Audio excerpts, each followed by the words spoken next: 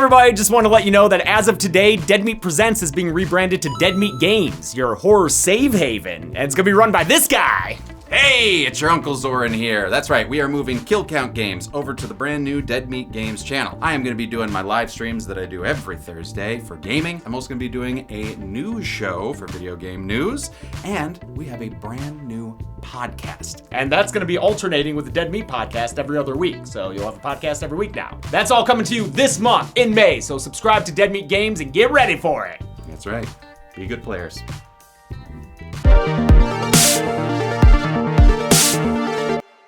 Welcome to the Kill Count, where we tally up the victims in all our favorite horror movies and show you how they were made. I'm James A. Janice, and today we're looking at Psycho 4: The Beginning, a TV movie from 1990. The Psycho franchise has such an interesting arc. The original is one of the best films ever made, and part 2 is better than it has any right to be. Some people even prefer it. The third is still charming, even if not as lofty, but we've finally reached it, folks. The point that almost every horror franchise arrives at, if they're not the big 3 slashers or Scream. The stage of direct-to-video, or streaming, or in this case, TV, since Psycho 4 was released to Showtime. But hey, at least that's premium TV, unlike the failed 1987 Bates Motel pilot on NBC. That one didn't even have Anthony Perkins, and I won't be covering it on the Kill Count. Perkins does return for this Showtime spectacle, which is part prequel, showing Norman Bates as an adolescent growing up with his mom. In that regard, it's kind of like the other Bates Motel, the successful TV series from the 2010s, which I still can't do on the Kill Count. 4 seasons? That's way too long! Psychos 2 and 3 saw the Norman Bates lore get a little crazy, so Psycho 4 sidesteps all of that. It ignores the Emma Spool stuff, even openly contradicting it. In Psycho 3, we learn that she killed Norman's father, but here he says his dad was killed by bees! And Norman's freedom doesn't make a lot of sense, since we saw him taken away at the end of part 3. Like, if this was the same continuity, kinda hard to believe he'd get out again after murdering a bunch of people a second time. So I guess in some ways, Psycho 4 is an early example of a requel, a direct sequel to the original film that ignores all the ones in between. That was the intention of screenwriter Joseph Stefano, who wrote the original film. He was excited to do a partial prequel that featured all the backstory he had come up with decades prior. I knew what had shaped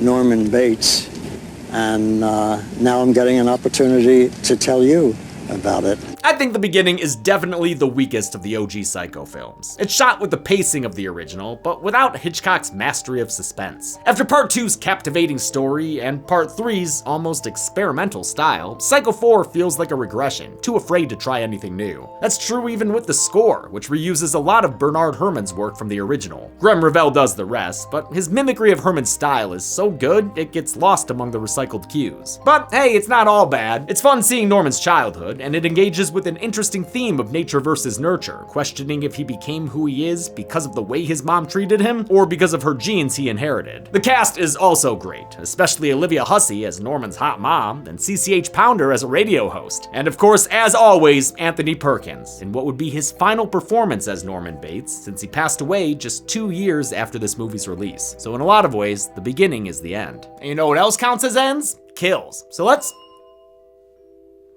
we're almost there. Ah, yes. Hello, off-screen guests. Thank you for waiting. Yes, this is my Motel Bellhop Fez. Thank you for noticing. Sorry, you have a reservation for Loomis? Let's see. Oh, there it is. Yes, 2 Sams and a Billy, all accounted for. Oh, and I see you've chosen the deluxe package, which comes with a complimentary pair of headphones from today's sponsor, Raycon. These are the Raycon bone conduction headphones. Unlike traditional headphones, they send sound through vibrations in your bones. It leaves your ears open to the world around you, in case you have to solve a murder, chase a murderer, or do some murdering yourself. Yeah, looking at you, Billy. I use mine in the gym and while going for runs, since it helps me stay aware of people and traffic. They're also good for chilling out with a nice meal of sandwiches and milk. Plus, they're IP68 waterproof and dustproof and have 13 hours of battery life, so they'll last you a full day, rain or shine. It's a premium product at just half the cost of rival audio brands. But of course, if you're not entirely happy with them, just let us know and we'll return them on your behalf with Raycon's 30-day happiness guarantee. Though with over 3 million customers who already love Raycon, I'm sure you'll be satisfied. Here you go. Enjoy your stay! Were those 2 gay dads and their greasy son? I don't know. The bone conduction headphones are the perfect addition to your fitness routine. Go to buyraycon.com/deadmeatbc to get 15% off. Thanks Raycon for sponsoring. How many kills did Norman have under his belt by the time he met Marion Crane? Let's go back to the beginning and find out. The movie begins with a pair of lips, but we ain't doing Rocky Horror just yet. I'm a murderer.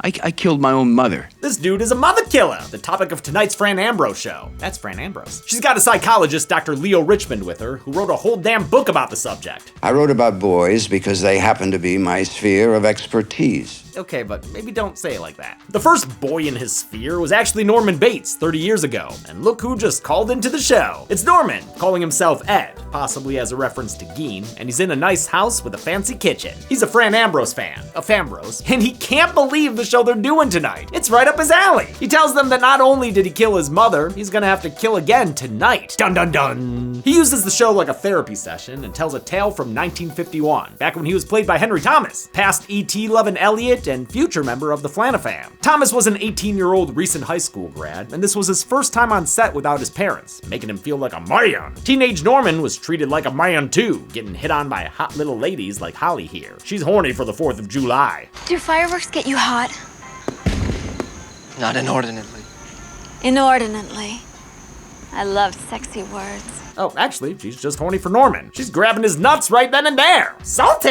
He really doesn't know how to handle her. Never heard a girl talk like you before. Never heard a girl talk like this girl before. She sneaks up to the house, which has gotta be one of the most broken into horror houses. Am I right? They should really get a blind vet to protect this thing. Norman follows Holly into the house and finds her upstairs trying to enter his mother's room, so he redirects her into his room. Things get premium as she takes off her top. Psycho sequels, now with 50s titties. Too bad Norman ain't got no game, even with panties flying in his face. Well, is it a good smell?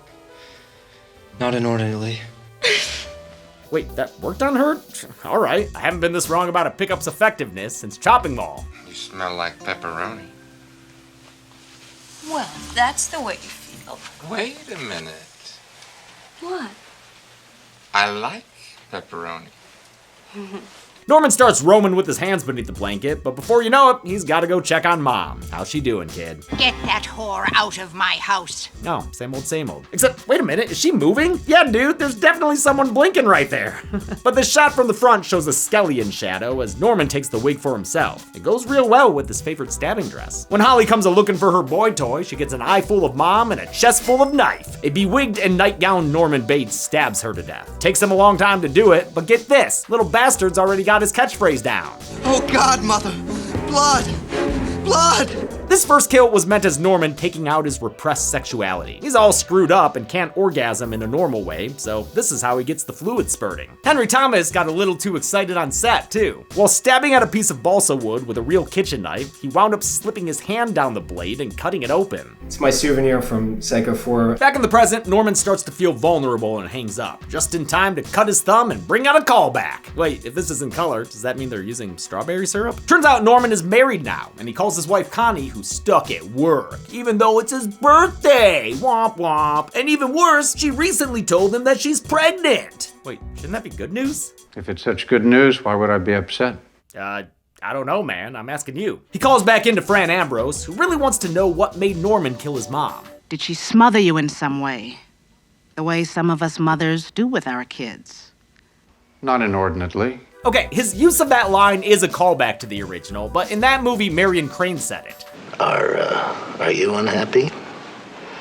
Not inordinately. I don't know why they made it Norman's inconceivable here. I just watched 3 movies with the guy, and it is not one of the things he always says. A boy's best friend is his mother. Yeah, see, that's more like it. Thank you. Norman's next little tale takes place when he was 6 and his father died. He says his dad was stung to death by bees, My Girl style. They stung his eyes, his nostrils, even the insides of his mouth. Oof, okay, maybe more like Sleepaway Camp style. Even back then, Norma was fucking with Norman, tickling his sides and then yelling at him for laughing at a funeral. We can't all be bare-naked ladies, young man. After his father died, he became his mother's special little boy. They spent years together, picnicking and tee-heeing in the rain. But by the time he was 15 and Henry Thomas again, his mom was using the rain as an excuse to get weird. No, not with those wet clothes. Take them off.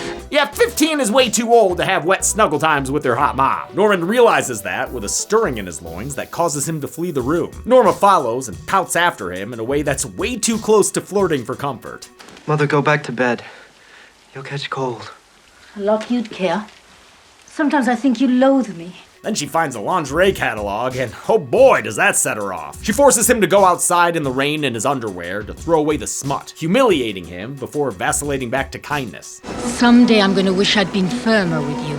Classic abusive behavior. Norma Bates is despicable thanks to a deliciously evil performance by Olivia Hussey. She really knows how to play this haughty, repressed, inappropriate, abusive monster perfectly. The late Ms. Hussey is an unimpeachable horror legend. She was arguably the first ever final girl in Black Christmas and stuck with the genre through fare like Stephen King's It and frickin' Ice Cream Man. The psychologist Dr. Richmond says that maybe the so-called Ed enjoyed his mother's abuse. If the doctor is trying to turn this into some kind of an incest tragedy, tell him to forget it, Fran. You're really gonna deny it, dude? Because the next story is about a hot summer when Norma made Norman her little cabana boy. Bringing her tea wasn't enough either. She wanted him to rub her down with cooling ointment. What should I use to blot it with? Your fingers. Unless my skin disgusts you. Oh, Norman starts putting his wet fingers on her ankles, and she starts moaning, and all of us start getting real uncomfortable. But don't worry, it gets worse. Much worse, as she tackles him to the ground for tickly playtime. He winds up on top of her, and right when things are getting their damned grossest, she feels his growing confusion against her. That flips a switch, and she shames him for possessing a penis at all. Looks like this is when his whole cross-dressing thing started. There, that should help you forget it. See? Look at yourself, boy. Ha! Girl.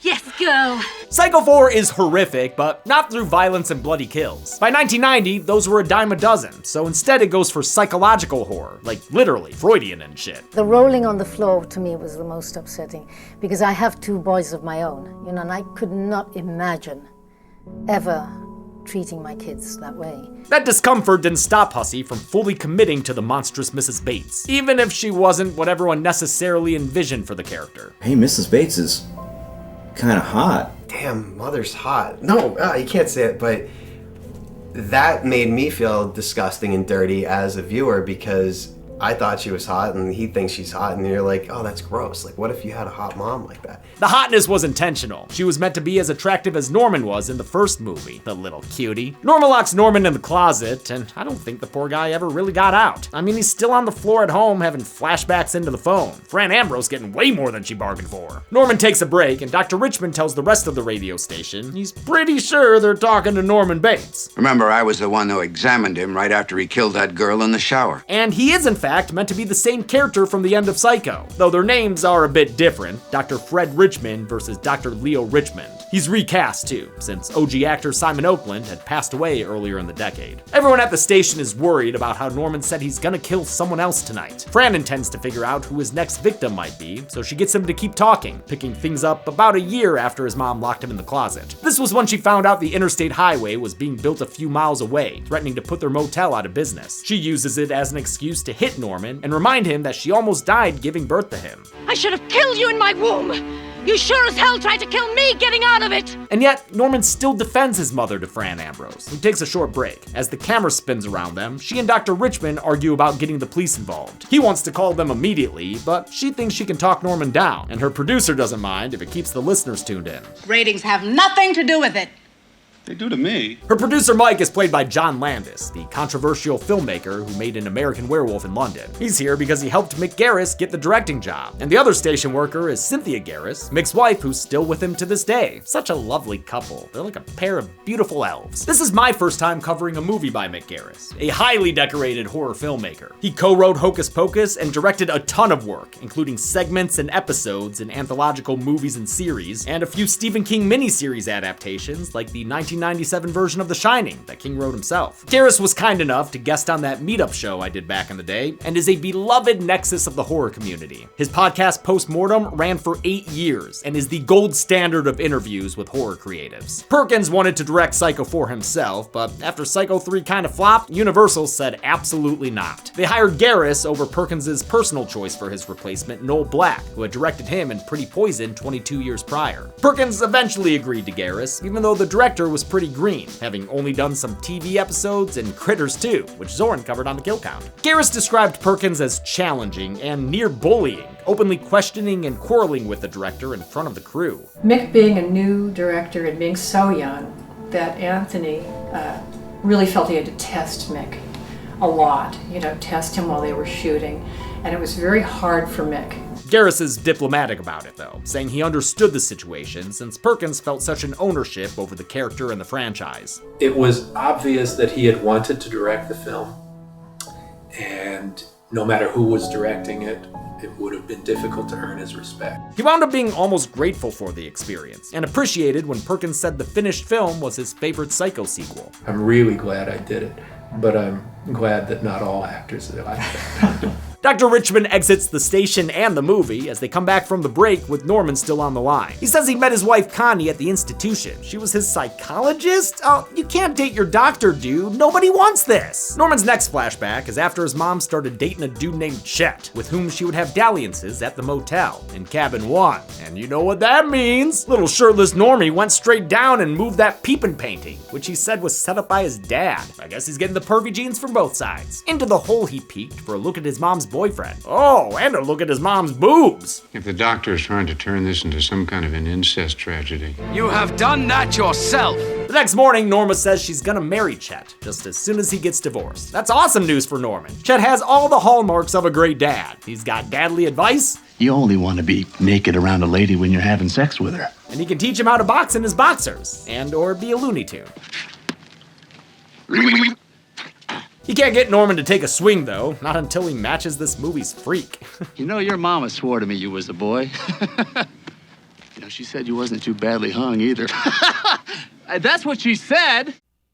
What the fuck, man? And Norman can't even land the swing. He just gets knocked out the box. Oh man, Chet fucking sucks. The next time Norman talks to Fran, he tells her his mom is why he's so messed up. It's in his genes. He also mentions murders that he did 4 years ago, which matches the timeline for Psycho 3. But I mean, this movie mostly contradicts that one, so it just ends up being confusing. I really wish Psycho 4 had respected the sequels more and maintained their continuity, even if it wasn't always clean. Would have made for a better cap to the quadrilogy. Norman accidentally lets slip that he's actually Norman Bates, dun dun dun, before he launches into his next tale from Motel Hell. This one is about Gloria, an older lady who was into him. In fact, she was in an earlier scene standing next to her husband as she eye-fucked the hell out of this teenager. Oh man, this movie predatory as shit. Norman excuses himself for a mo before coming back and getting to work strangling her. Right, whore! No, Norman, your mother voice is always so unsettling. Also, the way you kill people, that's unsettling too. Especially when it takes more than the initial strangling to put Gloria down. He's at it for a while, as the brake lights paint them red, kinda like that stabby kill in X. Norman considers feeling up Gloria's dead body, but that's still too weird for him,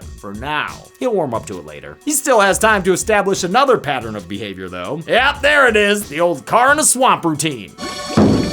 Oh wait, shit, is she still alive in there? Oh, that is dark. Guess I'll throw up the old kill graphic again, cause Gloria's dying now. Just slowly drowning in the trunk of that car. Oh man, you're a friggin' monster, Normie boy. Norman's next flashback continues the time jumping and is at his mother's funeral, but I'm gonna hold off on counting her right now, since we'll see the actual kill a little later. Right now, we'll just watch as Norman takes his mom's body out of the casket and, what, swaps it out with books? Is he Indiana Jonesing the funeral director with books?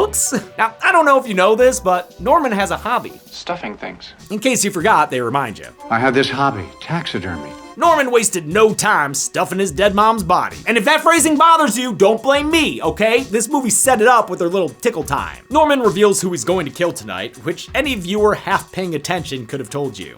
You mean you're gonna kill your wife? That's right, he's mad at her because she stopped taking her birth control without telling him, intentionally getting pregnant. And Norman doesn't want that. He says he's got the psycho gene, the same one from his mother, which he doesn't want to pass on. Scientists have proven that the underlying cause for my kind of insanity is genetic, but she just doesn't buy it. I mean, whether she buys it or not, it's pretty fucked up to lie to your husband about taking the pill. Since Connie's against abortion too, Norman's just gonna have to kill her and the unborn baby. And this murder won't have any mothering involved. It'll be Norman and Norman alone, just like the first time he killed. Take us to the flashback! Norman's mom was getting her rocks off with Chet when little Oedipus decided he'd take that tea of theirs and slip some strychnine in it. Like any good son, he brings them their post-coital refreshments and leaves them to it. Huh, Chet got right to work on that thing, huh? Gotta replenish the fluids, I guess. Leave it to Mrs. Bates to get fucking weird about it, though. She starts dancing with the tea, moaning with the tea, pouring the tea down her chest. Lady, you are a few flickering lights short of a no vacancy sign. She's had a bit to drink when Chet comes out of the bathroom, puking his insides out. Chet's still Chet enough to attack Norman as his mother screams at her beau to kill her son. But the poison weakens him enough to send him down the stairs, and in no time at all, it's killed the both of them. Ugh, Norman, hope you've got a carpet cleaner around. That frothy puke will stain into something awful.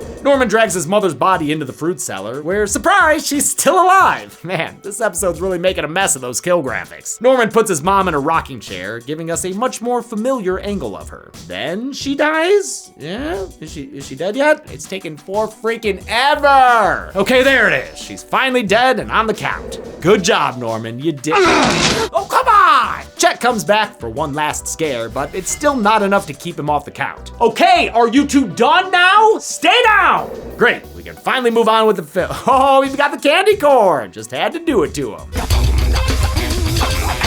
The climactic matricidal memory is the final straw for Norman, who hangs up on Fran as she yells out his name. He calls Connie and tells her to meet him at his old house. We hear the conversation in voiceover as she drives through the rain and the Psycho music plays, a direct homage to Janet Leigh's driving scenes in the original film. Connie arrives and Norman greets her with an arm grab so he can basically drag her up the stairs to his old home. Inside, the place is as spooky as it's ever been, as Connie admits to tricking Norman in order to get pregnant. I love you so much. I want us to have a baby so much. Yeah, still not okay. He drags her up the Psycho stairs and into his mother's old room. Through her closet and under the floorboard, he's got, oh no, what is that, Norman? Sorry, Connie. Been nice knowing you. Barely. But Norman hesitates, and she takes the opportunity to run. Really losing her edge in her old age, my man. He catches back up with her in the fruit cellar, but it's there that he blinds himself with a knife, like he did to Meg Tilly 7 years prior. Ah, good times. Oh wait, no, that's not canon anymore. Sorry, Meg. Norman gets a look at himself in the edge, which his wife talks him down from. She says he's a changed man, and they can raise their baby right. It'll be fine. Just don't kill me, okay? Hugs instead. To fully erase his past, Norman goes insurance fraud on the house, igniting it with a single match and not letting the ghost of his mom slow him down. Or the ghost of Chet. In fact, there are ghosts everywhere. This is like the end of frickin' Dr. Sleep. Great party, isn't it? Just like in that movie, the whole building ends up ablaze, with Norman down in the fruit cellar, where he finds his mama Skelly rocking her dried up heart out. Oh, here she come, and there she go. No! Chill out, Norman. It's just another ghost. You're fine. He escapes the fruit cellar, and he and Connie run away as the Bates house burns to the ground. Okay, I guess not fully to the ground, but I mean, you still wouldn't want to live there. It's good enough for Norman anyway. I'm free. To do what he wants, any old time. The movie ends with Mother's chair rocking in the fruit cellar, her demanding to be let out, and the sound of a bawling baby Bates.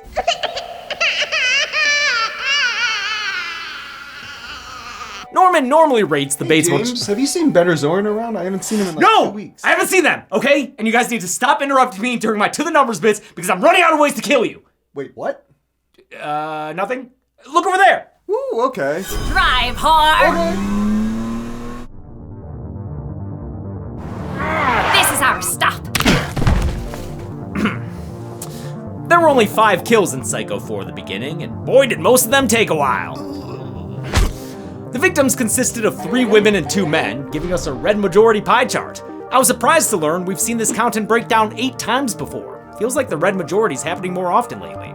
With a runtime of 96 minutes, Psycho 4 had a kill on average every 19.2 minutes. I'll give the golden chainsaw for coolest kill to Norma. It's not so much about the method, but more about the import of the death. We're seeing Mother die. That's huge. And to underline how much it's not based on the way she died, I'll give the dull machete for lamest kill to Chet. Same method of death, but he's not Mother, he's just Chet. And Chet fucking sucks. And that's it. Psycho 4 The Beginning came out on Showtime in 1990 and would be the end of the Anthony Perkins saga of Psycho. There's still one more movie in the franchise though, which Chelsea will take a look at in 2 weeks. But until next time, I'm James A. Janice.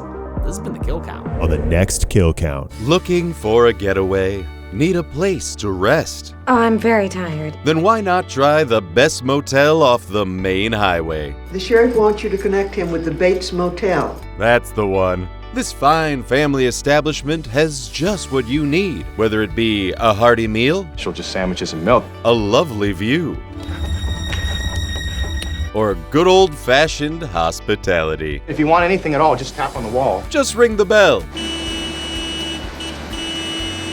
and ask for Bates. Norman Bates. But make sure to respect the lady of the house. Oh, that's my mother. Or you might find your stay cut short. This week, make sure to book your reservation with Psycho again. 12 cabins, 12 vacancies. Then on Friday, go a little mad for the kill count, only on Dead Meat. We all go a little mad sometimes. Psycho 1998 can currently be watched on the pictured streaming platforms. Dead Meat always recommends you watch the movie for yourself before its kill count. It's the only way to have your own properly informed opinion. Kill counts are never meant to replace the experience of watching a film. Thanks a lot for watching the kill count for Psycho for the Beginning. Next week, there won't be a kill count on this channel. Dead Meat Games will host the first episode of Season 3 of the video game kill counts. Check out Dead Meat Games if you haven't already, and subscribe if you're into horror gaming stuff. Both Zorn and Ben have been hard at work on this thing for months. We're talking new sets, new branding, all sorts of things, so make sure you check it out. Huge thanks to Polygon for the article with the exclusive announcement of Dead Meat Games. Pretty cool to actually get some press. Thanks everyone, be good people.